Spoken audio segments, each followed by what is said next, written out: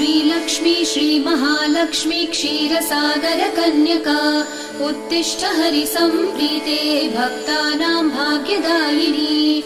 श्रीलक्ष्मी श्रीमहालक्ष्मी क्षीरसागरकन्यका उत्तिष्ठ हरिसम्प्रीते भक्तानां भाग्यदायिनी।